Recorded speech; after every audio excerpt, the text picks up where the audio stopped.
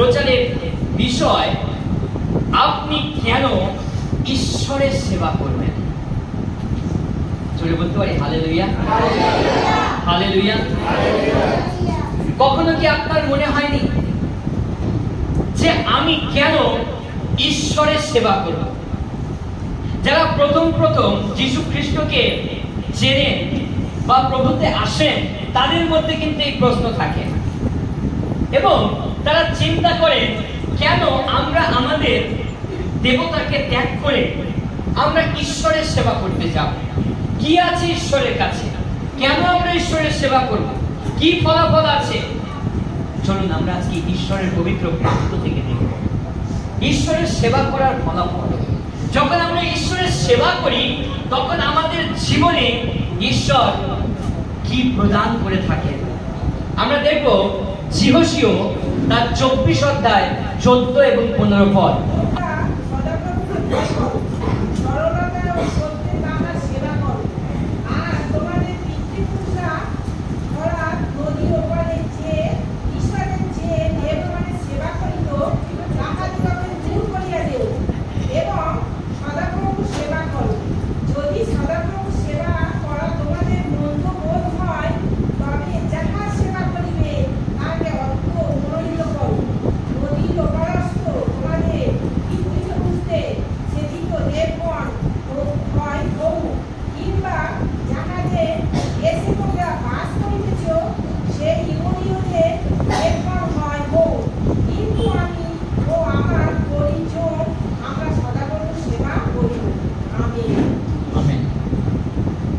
আমরা দেখি ঈশ্বরের পবিত্র বাক্য যদি আমরা দেখি, সেখানে বলছে যিহোশীয় তার 24 অধ্যায় 14 এবং 15 পদে, ইসরায়েল জাতিকে ঈশ্বর তিনি মোশির মাধ্যমে মিশর থেকে কনান দেশেতে, দুগ্ধমধু প্রবাহী কনান দেশেতে তিনি নিয়ে যাচ্ছিলেন।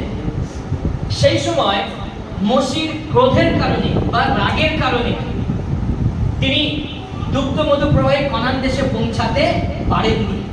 ঈশ্বর মোশিকে দূর থেকে কনান দেশ দেখিয়েছিলেন, কিন্তু কনান দেশে মোশি পৌঁছাতে পারেনি। আর ঈশ্বর মোশিকে বললেন, তোমার পরবর্তী সময়ে ইসরায়েল জাতিকে লিড করার জন্য তুমি যিহোশূয়াকে অভিষেক করো। আর সেই যিহোশূয়া তিনি ইসরায়েল জাতিকে তিনি গাইড দিয়ে, তিনি লিড করে, তিনি দুগ্ধমধু প্রবাহী কনান দেশে নিয়ে যাচ্ছেন। যখন ইমোরিয়নের দেশে পৌঁছেছেন, সেই সময়তে দেখছে ইসরায়েল জাতির মানুষেরা, তারা মিশরে থাকতে যেমন তারা সেই জগতের দেবদেবীর আরাধনা করত, তারা ফরম রাজা যেমন ভাবে জগৎকে প্রায়োরিটি দিত, প্রাধান্য দিত, তারা সেই কালচারগুলো সেখানে ঘটাতে শুরু করলেন। তারা ইমোরিয়নের দেশে যখন পৌঁছেছেন, তখন তারা নিজেদের ছাঁচে ঢালা হস্তে করা প্রতিমার সেবা করতে শুরু করেছে। সেই সময় যিহোশূয়া তিনি বলছেন, তিনি কি বলছেন? তিনি বলছেন, যদি সদাপ্রভুর সেবা করা তোমাদের মন্দ বোধ হয়, তবে যাহার সেবা করিবে তাহাকে বদ্ধই মনোনীত করো। আমেন। যে ঈশ্বর ইসরায়েল জাতিকে মিশর থেকে, ওই কষ্টের মধ্য থেকে, দুঃখের মধ্য থেকে, যন্ত্রণার মধ্য থেকে, দাসত্বের মধ্য থেকে, বন্ধনের মধ্য থেকে মুক্ত করে নিয়ে আসছেন, সেই ঈশ্বরকে জলাঞ্জলি দিয়ে তারা তাদের মনের মতো দেবদেবীর আরাধনা করতে শুরু করেছে। সেই জন্য যিহোশূয়া তিনি বলছেন, আমি জানি না তোমরা কার সেবা করবে, আমি জানি না তোমরা কার আরাধনা করবে, আমি জানি না তোমরা কার প্রশংসা করবে, কিন্তু আমি এবং আমার পরিবার আমরা স্থির করেছি, আমরা জীবন্ত ঈশ্বরের সেবা করিব। হালেলুয়া। আজকের প্রিয় মণ্ডলী, আজকে 2 বছর ধরে প্রভু এই মণ্ডলীকে বহন করছেন। এই মণ্ডলীর প্রধান হলেন ঈশ্বর সদাপ্রভু। হালেলুয়া। অনেক সময় আমরা ভেবে থাকি চার্চ আমার। প্রিয় মণ্ডলী, প্রিয় বিশ্বাসী, মনে রাখবেন, একটি মণ্ডলীর প্রধান হলেন স্বয়ং ঈশ্বর সদাপ্রভু। গালাতীয় তার 11 অধ্যায় 1 পদে যদি আমরা দেখি, মণ্ডলীর নির্মাতা হলেন ঈশ্বর, প্রধান পালক হলেন প্রভু যীশু খ্রিস্ট, আমরা পথপ্রদর্শক মাত্র। আমেন। আমরা তার দাস দাসী।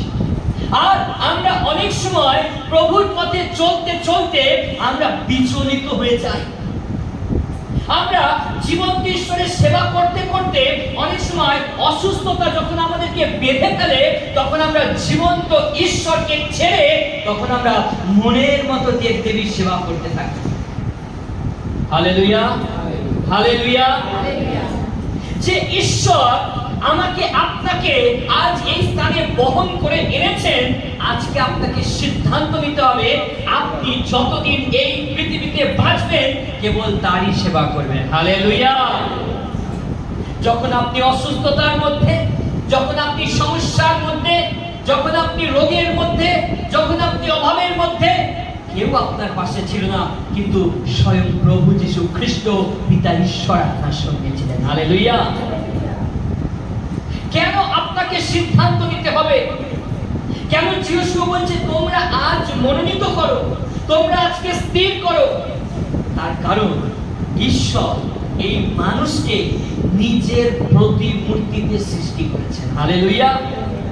ঈশ্বর তিনি নিজের ডিসিশন নিতে পারেন। ঈশ্বর সদাপ্রভু তিনি নিজের সিদ্ধান্ত নিজে নিতে পারেন। আর সেই একই প্রতিমূর্তিতে আমি, আপনি, আমরা সবাই সৃষ্টি হয়েছি। হালেলুয়া। তাই সিদ্ধান্ত নেওয়াটা আমাদের দায়িত্ব, আমাদের কাজ, আমাদের কর্তব্য। ছোট বাচ্চাদের টেডি বিয়ার আমরা দেখেছি। টেডি বিয়ার অনেক সময় বাচ্চারা খেলা করে যে গাড়ি, আর ছোট ছোট বাস পাওয়া যায়, পুতুল পাওয়া যায়, বিভিন্ন খেলনা পাওয়া যায়, যেগুলোর ভেতরে মোবাইল পাওয়া যায়।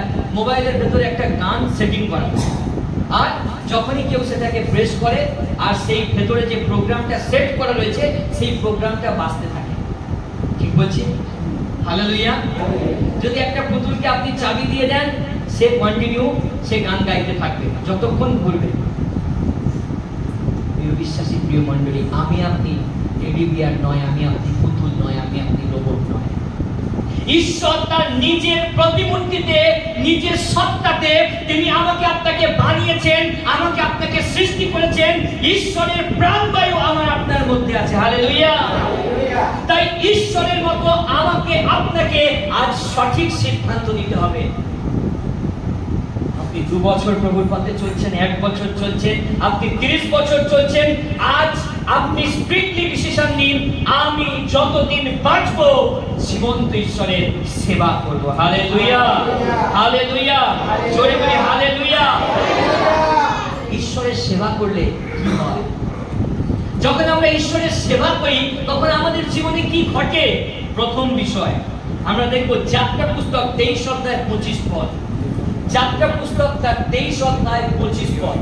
কেউ একজন জোরে তাহাতে তিনি তোমার অন্নজলে আশীর্বাদ করিবেন এবং তিনি আমি তোমার মধ্য হইতে সমস্ত রোগ দূর করিব। Amen, amen. 25 পদে কি বলছে? যারা বাইবেল খুলতে পারেনি আমি তাদের জন্য আরেকবার জোরে পাঠ করছি। কাল যখন আমি এটাকে স্টাডি করছিলাম, বিশ্বাস করুন মনে হচ্ছিল যেন রাত্রে বেলায় আমি লাইভ করি। হালেলুয়া। বলছে যাত্রা পুস্তক তার 23-25 পদে, তোমরা আপনাদের ঈশ্বর সদাপ্রভুর সেবা করিও, তাহাকে তিনি তোমার অন্ন জলে আশীর্বাদ করিবেন এবং তোমার মধ্য হইতে রোগকে দূর করিবেন। হালেলুয়া। প্রথম বিষয়, যখন আমি আপনি মনোনীত করি জীবন্ত পিতা ঈশ্বরের সেবা করব, তখন তিনি আমার আপনার অন্ন জলে আশীর্বাদ করেন। হালেলুয়া। জোরে বলতে পারি প্রভু, জোরে করতালি দিন।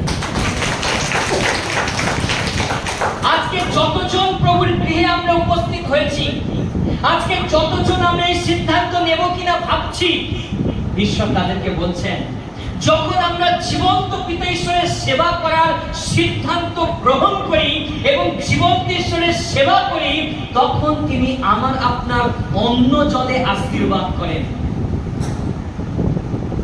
আপনি অল্প কিছু খাবেন কিন্তু সেটাতেই আপনার দেহ সঠিক থাকবে, ভালো থাকবে। চিলি চিকেন ফ্রাইড রাইস খাবেন না, আপনি অসুস্থ হয়ে যাবেন। প্রিয় মণ্ডলী, প্রিয় বিশ্বাসী, আপনি অল্প অর্থ ইনকাম করবেন, কিন্তু সেখানে ঈশ্বরের ব্লেসিং আছে, ঈশ্বরের আশীর্বাদ আছে। তিনি আপনাকে শুধু আশীর্বাদ করবেন তাই নয়, আপনার মধ্য হইতে রোগকে দূর করবেন। হালেলুয়া। আপনি যদি ঈশ্বরের সেবা না করেন, আপনি কোটি কোটি টাকা ইনকাম করবেন, ডাক্তারের পেছনে ব্যয় হয়ে যাচ্ছে। আপনি ভালো ভালো কিছু খাচ্ছেন, আপনার শরীর খারাপ হয়ে যাচ্ছে। আপনি ভালো ট্রিটমেন্ট করাচ্ছেন, অথচ আপনি সুস্থ সবল ফিটনেস নয়। কিন্তু ঈশ্বরের বাক্য বলছে, তোমরা আমার সেবা করিও, তাহাতে আমি তোমাদের অন্য জলে আশীর্বাদ করিব, আমি তোমাদের মধ্য হইতে রোগকে দূর করিব। হালেলুয়া। আমি আপনি যখন ঈশ্বরের সেবা করি, তখন তিনি আমার আপনার মধ্য থেকে সমস্ত অসুস্থতা, সমস্ত ব্যাধি, সমস্ত রোগকে তিনি দূর করে থাকেন। হালেলুয়া। আপনি যখন ঈশ্বরের সেবা করেন, আপনি যখন জীবন্ত ঈশ্বরের সেবা করেন, তখন তিনি আপনার প্রত্যেকটি কার্যে তিনি আপনাকে আশীর্বাদ করে থাকেন। যদি আপনি ঈশ্বরের আশীর্বাদ পেতে চান, যদি আপনি সমস্ত রোগ থেকে উদ্ধার পেতে চান, যদি আপনি প্রভুর সুরক্ষাকে দেখতে চান, তাহলে আজই আপনাকে সিদ্ধান্ত নিতে হবে, আজকে থেকে আমি সদা প্রভুর সেবা করিব। হালেলুয়া। এই ঈশ্বরের আশীর্বাদ খুবই গুরুত্বপূর্ণ। ঈশ্বরের সেবা করলে তারপর ঈশ্বরের আশীর্বাদ পাওয়া যায়। এই আশীর্বাদের গুরুত্ব যদি আমরা দেখি, যাকব তিনি আশীর্বাদকে চুরি করেছিলেন। যাকবের পিতার নাম কি ছিল? ইসাহাক। এবং যাকবের দাদার নাম ছিল এসো।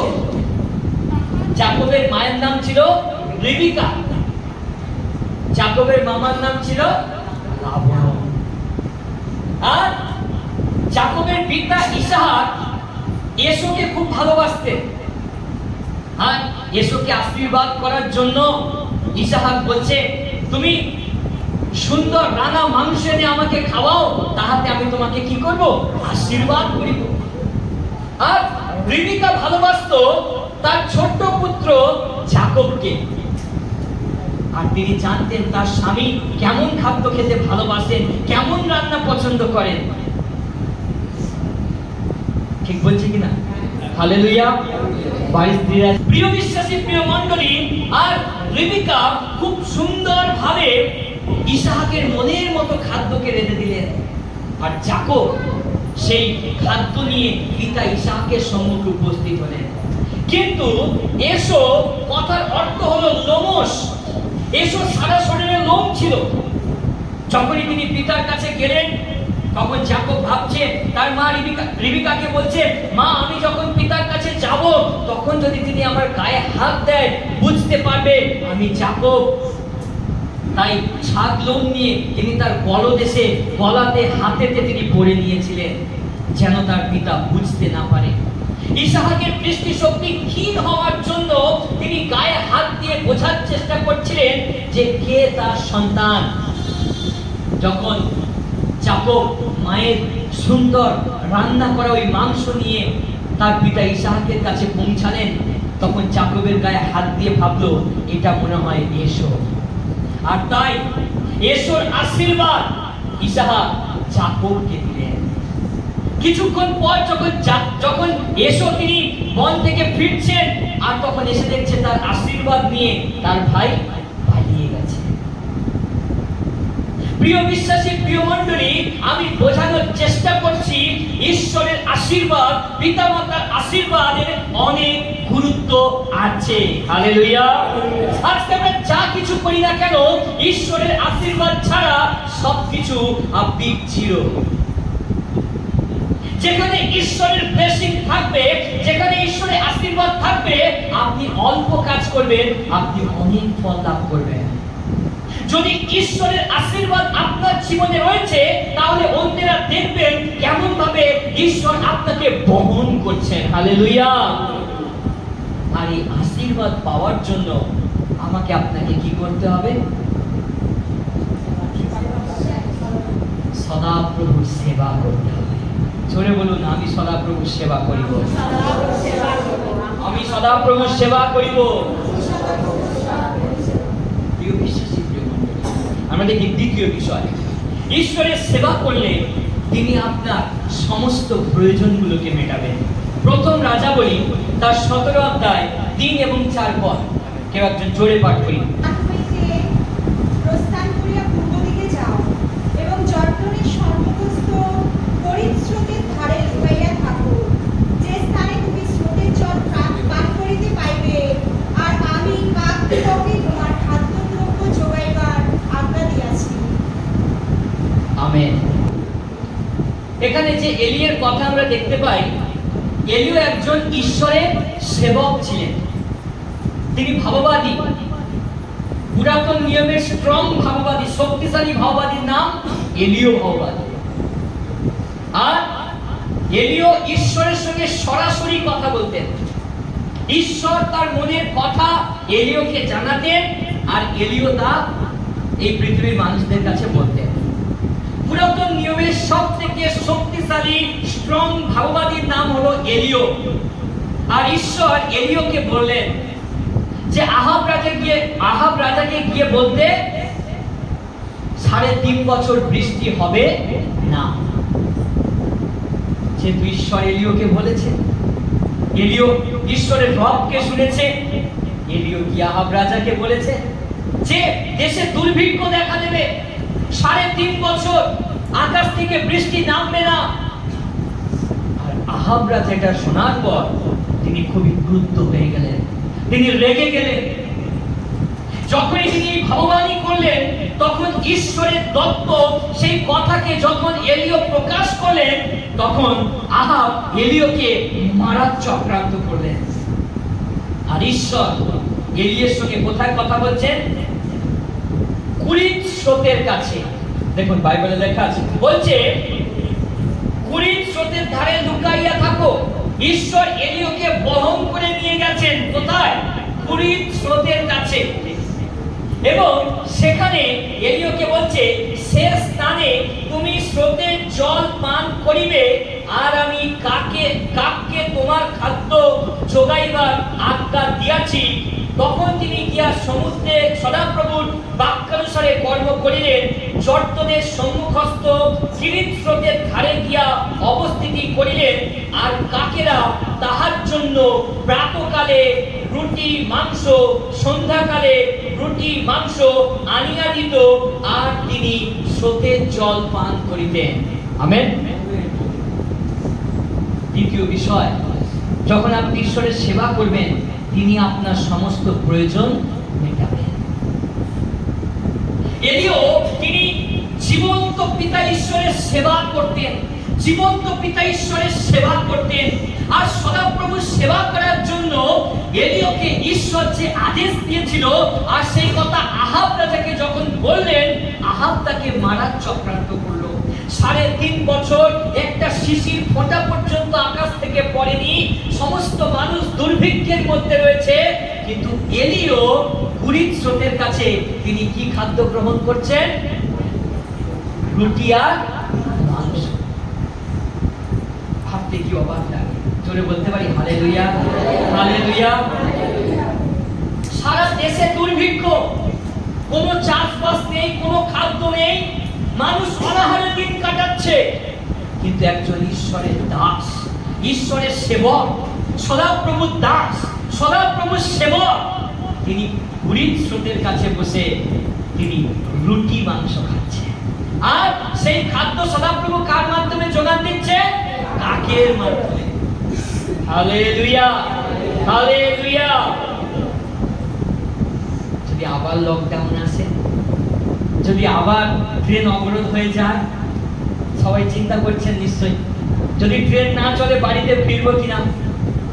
আমি চিন্তা না করলেও সদাপ্রভু চিন্তা করবেন। জোরে বলতে পারি হালেলুয়া। আমি চিন্তা না করলেও সদাপ্রভু চিন্তা করবেন, কারণ আপনারা সদাপ্রভুর সেবা করতে এসেছেন। হালেলুয়া। এলিও তিনি জীবন্ত পিতা ঈশ্বরের সেবা করতেন, তিনি সদাপ্রভুর সেবা করতেন।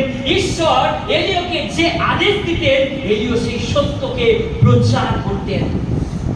এলিও একজন সত্য ভগবানী ছিলেন, তিনি কখনো ভয়তে পিছিয়ে যাননি। ঈশ্বর যে আদেশ, যে রেমা এলিওকে দিতেন এলিও তাই প্রকাশ করতেন, তাই মানুষের মাঝে তুলে ধরতেন। কিন্তু একজন ঈশ্বরের সেবক, তার জীবন যদি আমরা দেখি, তিনি কুরিত্সদের কাছে বসে তিনি রুটি মাংস খাচ্ছেন, তার কারণ তিনি জীবন্ত ঈশ্বরের সেবা করেছিলেন। যদি আজকে আপনি জীবন্ত ঈশ্বরের সেবা করছেন, আপনার সমস্ত প্রয়োজন যিনি মেটাবেন তিনি হলেন ঈশ্বর সদাপ্রভু। হালেলুয়া।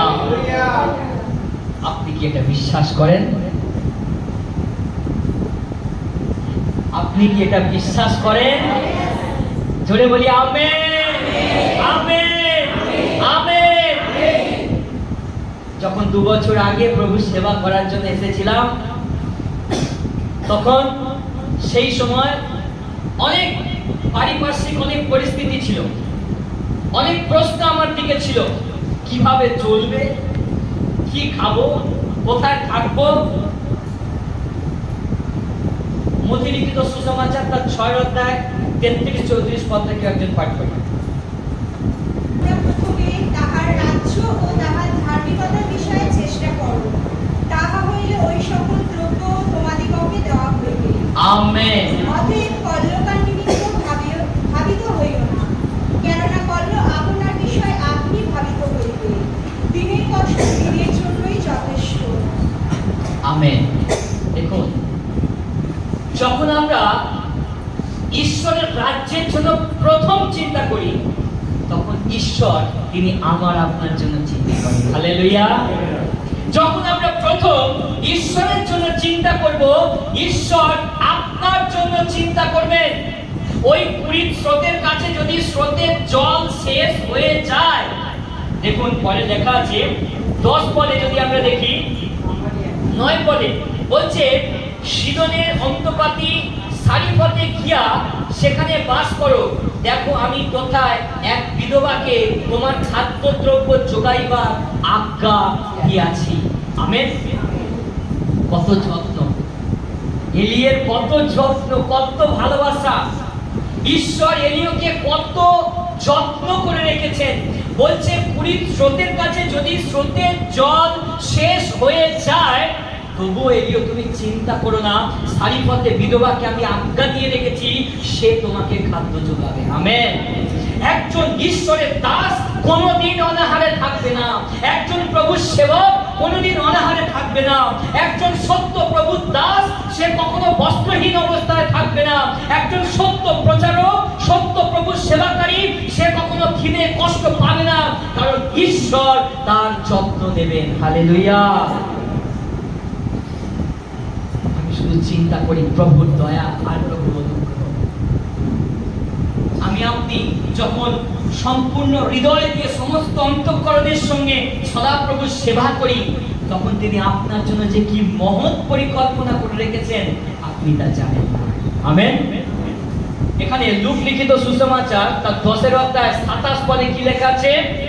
বলছে, তুমি তোমার সমস্ত অন্তঃকরণ, তোমার সমস্ত প্রাণ, তোমার সমস্ত শক্তি, তোমার সমস্ত চিত্ত দিয়া তোমার ঈশ্বর সদাপ্রভুকে প্রেম করিবে এবং তোমার প্রতিবেশীকে আপনার মতো কি করিবে?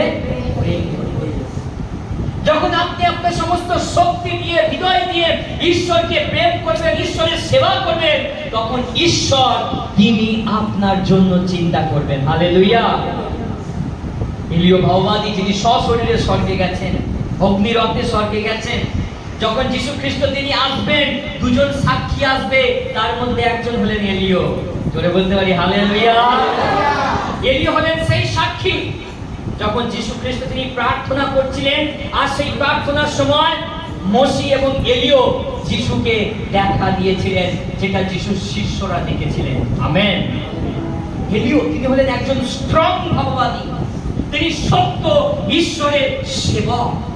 আজকের দিনে আপনি নিজেকে সান্ত্বনা দিন, আজকে পর থেকে আমি আর এদিক ওদিক করব না, কিন্তু সদা প্রভুর সেবা করব। হালেলুয়া। সমস্ত শক্তি নিয়ে ঈশ্বরের সেবা করব। আজকে থেকে আমি সদা প্রভুর সেবা করব, সমস্ত শক্তি নিয়ে সেবা করব, সমস্ত চিত্ত দিয়ে সেবা করব। দেখি আমরা তৃতীয় বিষয়। প্রথম বিষয় কি দেখলাম? ঈশ্বরের সেবা করলে কি হয়? অন্যজনে আশীর্বাদ করবে। অন্যজনে আশীর্বাদ করে। Very good. তৃতীয় বিষয়, তিনি আমাদের সমস্ত প্রয়োজন মেটান। আরো একটি বিষয় ছিল, তিনি আমাদের মধ্য হইতে রোগ দূর করেন। তৃতীয় বিষয় আমরা দেখি, ঈশ্বরের সেবা করলে তিনি আমাদের সুরক্ষা দেন। দানিয়েল তার 3 অধ্যায় 16 থেকে 18 পদটি পাঠ করি। দানিয়েল তার 3 অধ্যায় 16 থেকে 18। ও আবেগ নামক রাজাকে উত্তর করিলে, এ নক্ষত্র ঈশ্বর আপনাকে এই কথা উত্তর দেওয়া আমার পক্ষে কি নিষ্প্রয়োজন? যদি হয় আমরা যার সেবা করি, আমাদের কেহ ঈশ্বর আমাদিগকে প্রজ্বলিত অগ্নিকুণ্ড হইতে উদ্ধার করিতে সমর্থ আছে। আর হে রাজা, তিনি আপনার হস্ত হইতে আমাদিগকে উদ্ধার করিবে। আর যদি না হয়, তবে হে রাজা, আপনি জানিবে আপনার দেবগণের সেবা করিব না, এবং আপনার সহিত স্বর্ণ প্রতিমাকে প্রণাম করিব না। আমেন। আমেন। দেখুন 17 পদের নিচে একটু আন্ডারলাইন করে রাখুন প্রত্যেকে। আমরা যাহার সেবা করি, ওখানে দেখুন লেখা আছে আমরা যাহার সেবা করি। খুব চমৎকার একটি বিষয়। শূদ্রক, মিশক, অবেদনাগো, তারা 3 জন এবং দানিয়েল 4 জন বাবিল থেকে তাদেরকে বন্দী করে এনেছেন। আর নবুকদনেসর রাজা কি বলছে? আমি যে প্রতিমাকে সৃষ্টি করেছি, আমার প্রতিমার সেবা যদি তোমরা না করো, তাকে যদি প্রণাম না করো। প্রণাম যদি আমরা কিংস জেমস ভার্সনে দেখি, এখানে প্রণাম অর্থে ওয়ার্শিপ বা আরাধনা। মানে তিনি বোঝাতে চেয়েছেন নবুকদনেসর রাজা যে আমার এই স্বর্ণ প্রতিমাকে প্রণাম করতে হবে, মানে এই স্বর্ণ প্রতিমার আরাধনা করতে হবে, সেবা করতে হবে। আর যদি সেবা না করো, তাহলে জ্বলন্ত অগ্নিকুণ্ডের মধ্যে ফেলে দেওয়া হবে। গোটা রাজ্যবাসী একদিকে, সবাই একদিকে, সবাই রাজার হস্তে গড়া প্রতিমাকে সেবা করছে। কিন্তু শূদ্রক, মিশক, অবেদনাগো 3 জন তারা দাঁড়িয়ে কি বলছে? 3 জন দাঁড়িয়ে বলছে, আমরা যাহার সেবা করি, আমাদের সেই ঈশ্বর আমাদিগকে প্রজ্বলিত অগ্নিকুণ্ড হইতে উদ্ধার করিতে সমর্থ আছেন। হালেলুয়া। যতই কঠিন পরিস্থিতি আসুক না কেন রাজা, আপনি যদি আমাদেরকে জ্বলন্ত অগ্নিকুণ্ডের মধ্যে ফেলেও দেন, তবু আমরা আপনার হস্তে গড়া প্রতিমার সেবা করব না। আমরা জীবন্ত ঈশ্বর ছাড়া আর কারো কাছে আমাদের মাথা নত করব না। আমরা জীবন্ত ঈশ্বর ছাড়া আর কারো সেবা করব না। একমাত্র আমরা জীবন্ত ঈশ্বরেরই সেবা করিব। হালেলুয়া। যখন তারা নবুকদনেসর রাজার প্রতিমা সেবা করতে চাইলেন না, তখন 7 গুণ উত্তপ্ত জ্বলন্ত অগ্নিকুণ্ডের মধ্যে তাদের 3 জনকে বাঁধা হলো, আর ওই জ্বলন্ত অগ্নিকুণ্ডে নিক্ষেপ করা হলো। কি অপরাধ ছিল তাদের? তাদের অপরাধ, তারা জীবন্ত ঈশ্বরের সেবা করে। নবুকদনেসর রাজা তিনি তার প্রতিমার সেবা করতে বলেছেন, কিন্তু শূদ্রক, মিশক, অবেদনাগো তারা জীবন্ত ঈশ্বর ছাড়া আর কারো সেবা করতে রাজি ছিলেন না। তাই যখন তাদেরকে জ্বলন্ত অগ্নিকুণ্ডের মধ্যে ফেলে দেওয়া হলো, রাজা কজনকে দেখতে পাচ্ছেন? 4 জনকে। জোরে বলতে পারি হালেলুয়া, হালেলুয়া। দেখুন নবুকদনেসর রাজা তাদেরকে কি চরম পরিস্থিতির মধ্যে নিয়ে এসেছেন। তারা জ্বলন্ত অগ্নিকুণ্ডের মধ্যে নিক্ষেপিত হয়েছে, জ্বলন্ত অগ্নিকুণ্ডের মধ্যে পড়ে রয়েছেন, কিন্তু তখনও পর্যন্ত তারা জীবন্ত ঈশ্বরের সেবা করার জন্য তারা স্থিরভাবে দাঁড়িয়ে রয়েছে। প্রিয় বিশ্বাসী, প্রিয় মণ্ডলী, আমার আপনার জীবনেও এইরকম আগুন অনেক সময় চলতে থাকে। আমার আপনার জীবনেও এরকম অশান্তি চলতে থাকে, এইরকম ঝামেলা চলতে থাকে, এইরকম অভাব আসতে থাকে, এইরকম রোগ ব্যাধি আমাদেরকে বেঁধে ফেলে। অনেক সময় প্রতিবেশীরা এই নবখুদ নির্জক রাজার মতো আমাদেরকে বেঁধে ফেলতে চায়, আমাদেরকে শাস্তি দিতে চায়। কিন্তু মনে রাখবেন, শেষ সময় একজন আছে আপনাকে রক্ষা করার জন্য, উদ্ধার করার জন্য। তিনি হলেন স্বয়ং প্রভু যীশু খ্রিস্ট। হালেলুয়া।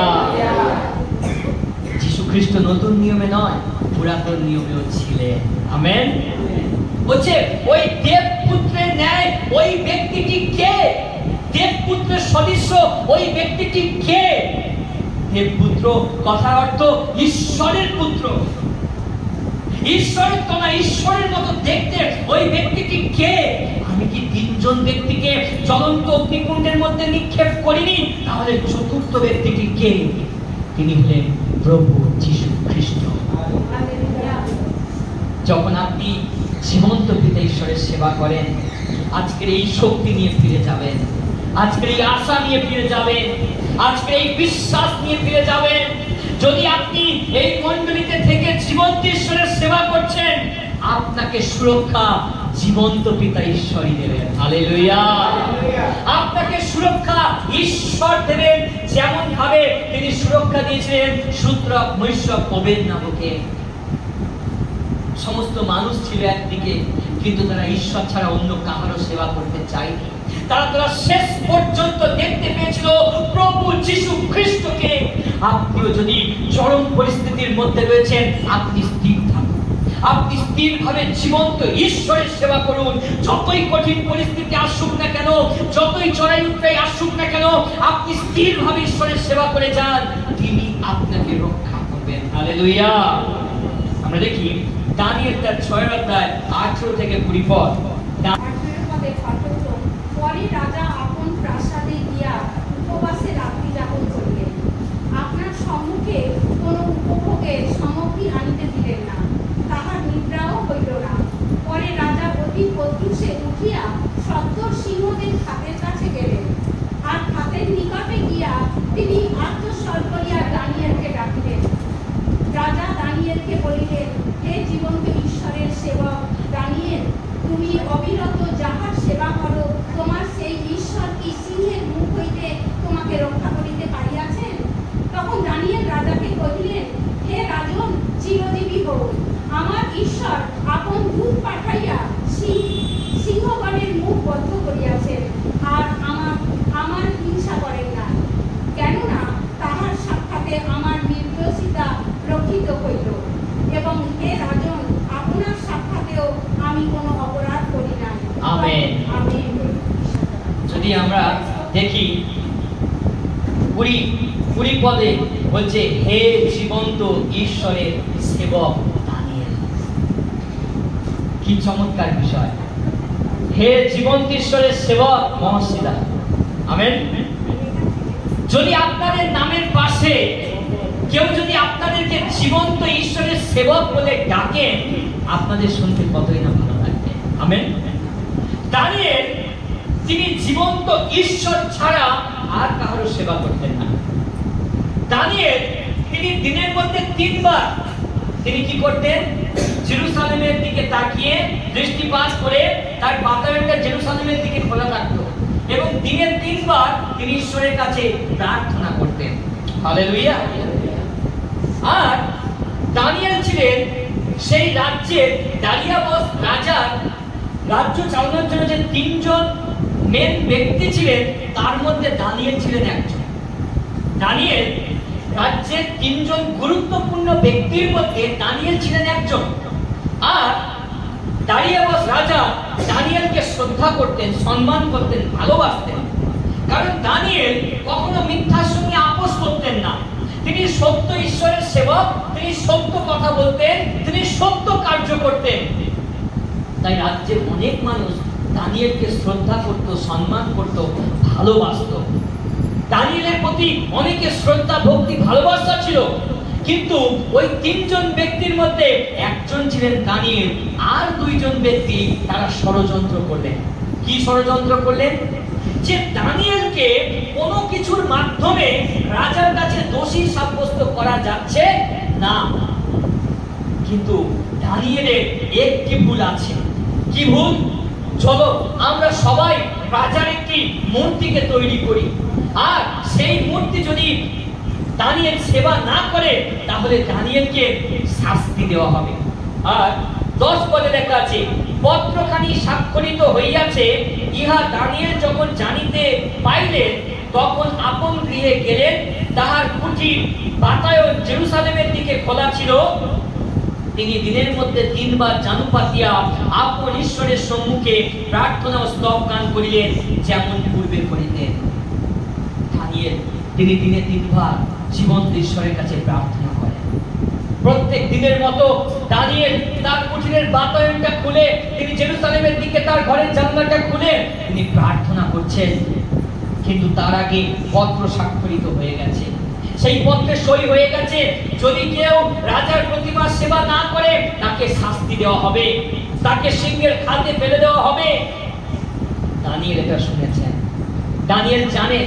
তা সত্ত্বেও দানিয়েল তিনি জীবন্ত ঈশ্বরের কাছে প্রার্থনা করছিলেন। হালেলুয়া। যখন এই খবর দারিয়াবাস রাজার কাছে গেল, তখন তাকে শাস্তি দেওয়া হলো। তাকে ক্ষুধার্ত সিংহের খাদের মধ্যে দানিয়েলকে ফেলে দেওয়া হলো। দানিয়েলকে যখন ওই ক্ষুধার্ত সিংহের খাদে ফেলে দেওয়া হয়েছে, তখন দারিয়াবাস রাজা তিনি বাড়িতে গেছেন। আর বাড়িতে গিয়ে সারা রাত ধরে রাজা ঘুমাতে পারছেন না। রাজার ঘুম উড়ে গেছে, কারণ দানিয়েল কোথায় রয়েছে? সিংহের খাদে। রাজা সারা রাত ধরে তিনি প্রার্থনা করছেন, তিনি উপবাস করছেন, উপবাসের সহিত ঈশ্বরের কাছে প্রার্থনা করছে।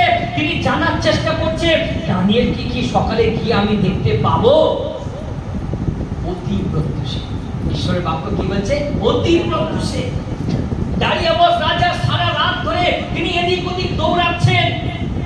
তার সেবক দানিয়েল, যিনি সৎ ব্যক্তি, যিনি অন্যায় করে না, মিথ্যা বলে না, সততার সঙ্গে চলেন, রাজ্যের মানুষদের চক্রান্তে আছে, সিংহের খাদে পড়ে রয়েছে। তাই অতি প্রত্যুষে দারিয়াবাস রাজা সিংহের খাদের কাছে গিয়েছে। আর গিয়ে কি নাম ধরে ডাকছে? 20 পদে লেখা রয়েছে, তিনি গিয়ে বলছে, আর খাদ্যের নিকটে গিয়া তিনি আত্মস্বর করিয়া দানিয়েলকে ডাকিলেন। রাজা দানিয়েলকে বললেন, হে জীবন্ত ঈশ্বরের সেবক দানিয়েল, তুমি অবিরত যাহা সেবা করো, তোমার সেই ঈশ্বর কি সিংহের মুখ হইতে তোমাকে রক্ষা করিতে পারিয়াছেন? হালেলুয়া। দানিয়েল সিংহের খাদে থেকে, গর্তে থেকে কি উত্তর দিচ্ছে? রাজন, আপনি চিরজীবী হন। Hallelujah, hallelujah. এত সহজ বিষয় ছিল না। তিনিও আমার আপনার মতো রক্তে গড়া মানুষ ছিলেন, তিনিও আমার আপনার মতো রক্ত মাংসে গড়া মানুষ ছিলেন, কিন্তু তিনি ঈশ্বরের সেবা করতেন সততার সঙ্গে, নিষ্ঠার সাথে। হালেলুয়া। তাই যখন তাকে সিংহের খাদের মধ্যে ফেলে দেওয়া হয়েছে, ঈশ্বর সিংহের মুখকে বেঁধে দিয়েছেন যেন দানিয়েলকে স্পর্শ করতে না পারে। বাইবেল বিদেরা ব্যাখ্যা করছেন, সিংহ দানিয়েলকে দেখতে পায়নি যে তাদের খাদের মধ্যে দানিয়েল রয়েছে।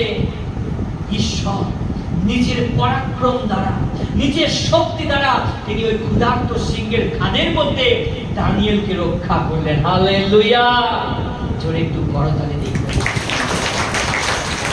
যখন আপনি সেই জীবন্ত ঈশ্বরের সেবা করবেন, যদি আপনি প্রত্যেক সানডেতে মণ্ডলীতে আসছেন, চার্চে আসছেন, পরিশ্রম করছেন, আপনি প্রভুর গৃহকে নিয়ে চিন্তা করছেন, ঈশ্বরের সেবা নিয়ে চিন্তা করছেন, প্রভুর রাজ্যকে নিয়ে চিন্তা করছেন, আপনার জন্য ঈশ্বর তিনিও চিন্তা করবেন। হালেলুয়া। আপনি যতই কঠিন পরিস্থিতির মধ্যে পড়ে যান না কেন, দানিয়েলকে যদি ঈশ্বর সিংহের খাদ থেকে রক্ষা করতে পারেন, তিনি আমাকে আপনাকে আজ রক্ষা করতে প্রস্তুত আছেন। হালেলুয়া। সমুদ্রে যখন ঝড় উঠেছে, যিশুর শিষ্যরা বিচলিত হয়ে গেছে, ভুলে গেছে সেই নৌকাতে কি আছে। জোরে বলি, কি আছে? সেই নৌকায় কে আছে? যিশু আছে। প্রভু যিশু আছে। জোরে বলুন যিশু। গলা খুলে বলুন যিশু। আমার আপনার জীবন নৌকায় মাঝি দেন যিশু। ঝড় উঠবে, সমস্যা আসবে, অভাব আসবে, তাড়না আসবে, কষ্ট আসবে। যেমন ভাবে দানিয়েলকে সিংহের খাতে ফেলে তার 2 সহকর্মী পালিয়ে গিয়েছিল, আপনাকেও ছেড়ে অনেকে চলে যাবে। মনে রাখবেন, আজকে ঘরের দেওয়ালে গিয়ে লিখে রাখবেন, মতিলিখিত সুসমাচার 28 অধ্যায় 19-20 পদে লেখা আছে, দেখো আমি চূড়ান্ত পর্যন্ত প্রত্যেক দিন তোমাদের সঙ্গে সঙ্গে আছি। আমেন। তিনি কোনোদিন আমাকে আপনাকে ছাড়েন না। সমাজের চোখে আপনি অপরাধী, যিশুকে জানার জন্য, সত্যেশ্বরের সেবা করার জন্য গ্রাম থেকে আপনাকে তাড়িয়ে দিয়েছে। আপনি সত্যেশ্বরে আরাধনা করেন, তাদের কথা শোনেননি, তাই তাদের দৃষ্টিতে আপনি খারাপ, কিন্তু ঈশ্বরের দৃষ্টিতে আপনি বহু মূল্যবান। হালেলুয়া। ঈশ্বরের দৃষ্টিতে আপনি বহু মূল্যবান, এবং সেই সর্বশক্তিমান ঈশ্বর তিনি আপনাকে সুরক্ষা দেবেন। হালেলুয়া। জোরে বলি হালেলুয়া, হালেলুয়া। চলুন আমরা দেখি বেরিত্তার 6 অধ্যায় 1 থেকে 4 পদ। বেরিত্তার 6 অধ্যায় 1 থেকে 4 পদ। বেরিতেরা কিভাবে ঈশ্বরের সেবা করেছিল নতুন নিয়মে আমরা দেখি। আর সেই সময় যখন শিষ্যগণের সংখ্যা বৃদ্ধি পাইতেছিল, তখন গ্রিক ভাষাবাদী ইহুদা ইব্রিয়দের বিপক্ষে বচসা করিতে লাগিল, কেননা দৈনিক পরিচর্যা তাহাদের ও বিধবার উপেক্ষিত হইতেছিল। তখন সেই 12 জন বেরি শিষ্য সমূহকে কাছে ডাকিয়া কহিলে, আমরা যে ঈশ্বরের বাক্য ত্যাগ করিয়া ভোজনের পরিচর্যা করি, ইহা উপযুক্ত নহে। কিন্তু হে ভাতৃগণ, তোমরা আপনাদের মধ্যে হইতে সুখ্যাতিপূর্ণ এবং আত্মার ও বিজ্ঞতা পরিপূর্ণ 7 জনকে দেখিয়া দাও। তাহাদিগকে আমরা এই কার্যের ভার দিব, কিন্তু আমরা প্রার্থনা ও বাক্যের পরিচর্যা নিবিষ্ট থাকি। আমেন। আমেন। খুব সুন্দর একটি বিষয় আমরা দেখতে পাই। বলছে বেরিত্তার 6 অধ্যায় 1 থেকে 4 পদে, সেখানে গ্রিক এবং ইব্রিয় 2 ভাষার লোককে আমরা দেখতে পাই। আর গ্রিক ভাষাবাদী লোকেরা কি বলছে, যে এত মানুষ বৃদ্ধি পাচ্ছে, তাদের খাওয়া দাওয়ার পরিচর্যা করা প্রয়োজন রয়েছে, কিন্তু বেরিতেরা বলছে তাদের খাওয়া দাওয়ার জন্য আত্মায় বিজ্ঞ, সেখানে লেখা আছে দেখুন, সুখ্যাতি সম্পন্ন এবং আত্মায় ও বিজ্ঞতায় পরিপূর্ণ 7 জনকে কি করো, বেছে নাও। বেরিতেরা বলছেন 7 জন ব্যক্তিকে তোমরা বেছে নাও, যারা আত্মায় ও বিজ্ঞতায় পরিপূর্ণ, যারা ওই বিধবাদের খাওয়া দাওয়া করাবে, যারা ওই আগত সমস্ত বিশ্বাসীদের আতিথেয়তার যত্ন করবে। কিন্তু বেরিতেরা বলছে আমরা কি করব, তারা প্রার্থনায় ও বাক্যের পরিচর্যায় নিবিষ্ট থাকিব। আমেন। হালেলুয়া। বেরিতেরা বলছে আমরা ঈশ্বরের সেবা করব, আমরা ঈশ্বরের বাক্যে এবং প্রার্থনায় নিবিষ্ট থাকব। তোমরা 7 জন ব্যক্তিকে বেছে নাও। মণ্ডলীর মধ্যে প্রথম সেবা খাওয়া দাওয়া, প্রথম সেবা কি, আত্মার খাদ্যের পরিচর্যা। হালেলুয়া। জোরে বলি হালেলুয়া। প্রথম খাদ্য হলো আত্মার খাদ্য, ঈশ্বরের পবিত্র বাক্য। এটা হলো মণ্ডলীর প্রথম পরিচর্যা। আমেন। এটা মণ্ডলীর ফার্স্ট পরিচর্যা, প্রথম পরিচর্যা। মণ্ডলীতে যখন আসবেন, তখন প্রথম এই মনোভাব নিয়ে আসবেন, আজকে কি বাক্য হবে। হালেলুয়া। প্রিয় বিশ্বাসী, প্রিয় আত্মার খাদ্য। বেরিতেরা বলছে যে এই বিধবাদের খাওয়ানোর জন্য, এত লোককে খাওয়ানোর জন্য তোমরা আত্মা এবং বিজ্ঞ 7 জন ব্যক্তিকে বেছে নাও, তারা তাদের পরিচর্যা করবে, কিন্তু আমরা ঈশ্বরের সেবা করব, আমরা ঈশ্বরের পরিচর্যা করব, আমরা প্রার্থনায় নিবিষ্ট থাকব এবং ঈশ্বরের বাক্যের পরিচর্যা দেব। হালেলুয়া। মণ্ডলীর মধ্যে যেন আমাদের প্রথম পরিচর্যা থাকে ঈশ্বরের প্রতি।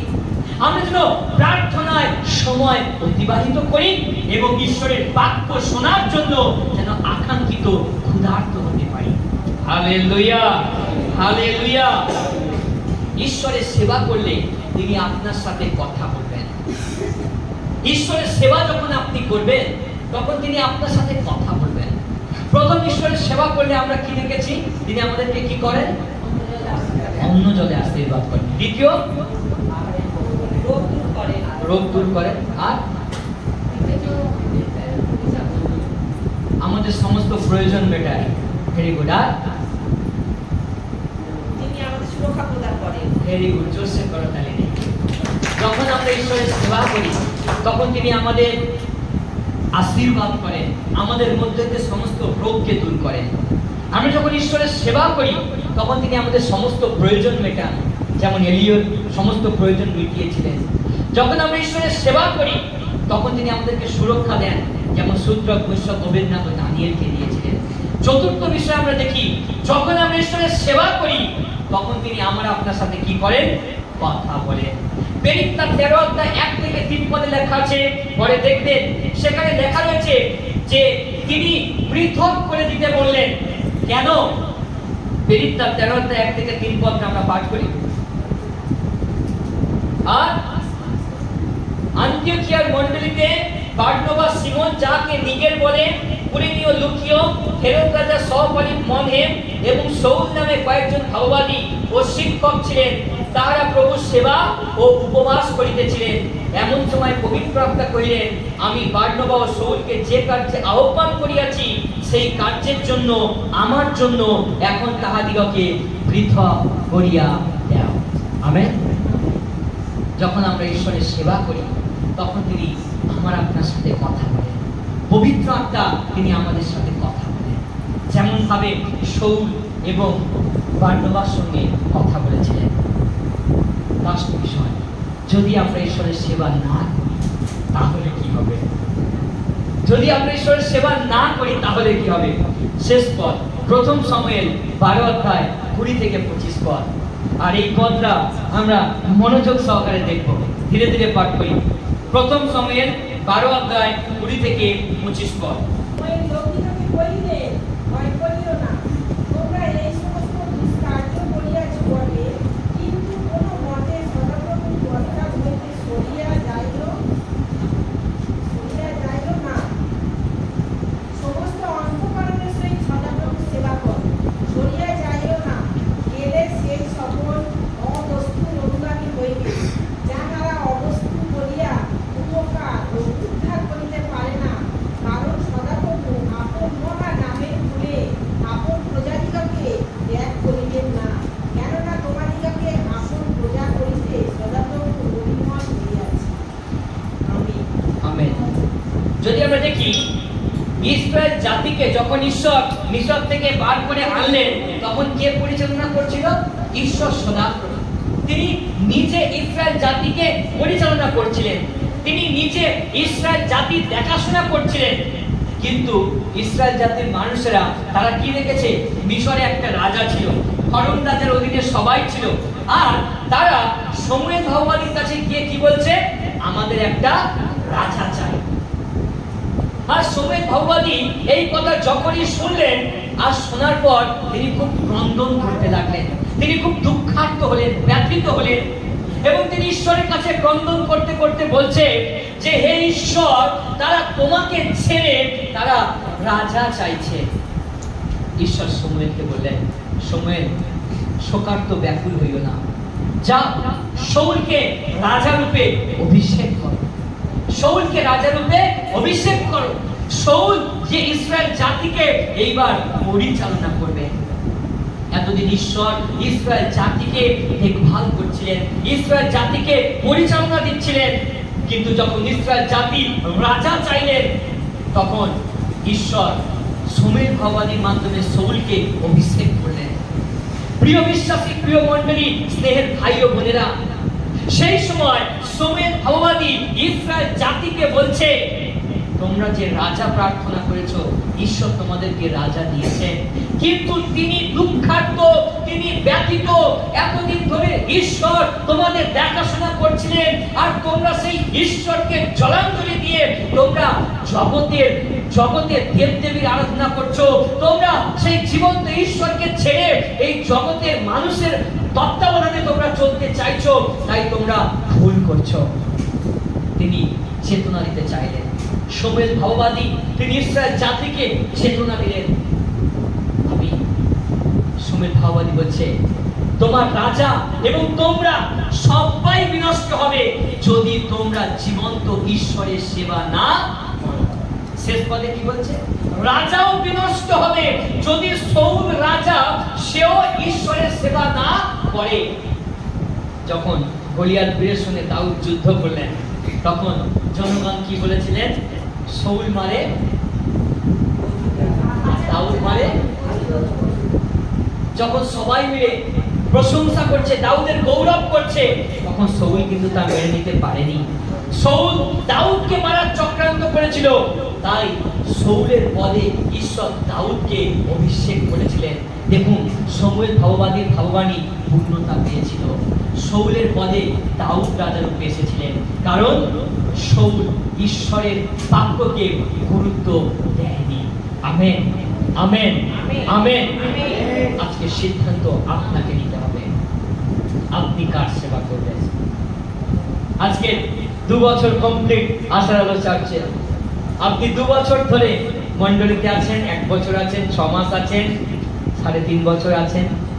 তো আজকে আপনাকে সিদ্ধান্ত নিতে হবে যে আমি আজকে থেকে জীবন্ত পিতা ঈশ্বরের সেবা করব। আমেন। ঈশ্বর তার আপন বাক্যে আপনাদের সকলকে আশীর্বাদ করুন।